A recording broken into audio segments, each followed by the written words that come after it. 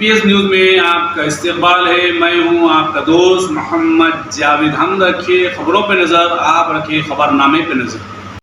अस्सलाम वालेकुम नाज़रीन, एनपीएस न्यूज़ में आप सभी का खैर मकदम है। जमहूरियत के चौथे सुतून सहाफ़त पर बहुत बड़ा हमला।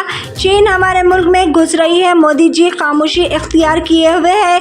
मोदी जी में कुछ कहने की हिम्मत नहीं है क्योंकि चीन ताजिरों ने अडानी की कंपनी को ख़रीदा। आइए जानते हैं इस खुसूस में मज़ीद तफसीलात। पेश है हमारे नुमाइंदे रिपोर्टर मोहम्मद जावेद की एक ख़ास रिपोर्ट। इसी तरह की मज़ीद खबरों से जुड़े रहने के लिए चैनल को यूट्यूब पर सब्सक्राइब करें, फेसबुक इंस्टाग्राम पर फॉलो करना ना भूलें। तो चीन तो हमारी जमीनों पे कब्जा कर रहा है, मोदी जी की बोलने की हिम्मत नहीं। चीन हमारे सीमाओं में घुसपैठ कर रहा है, मोदी जी की बोलने की हिम्मत नहीं है।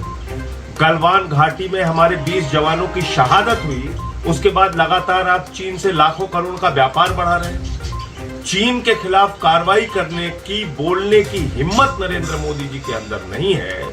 अगर वो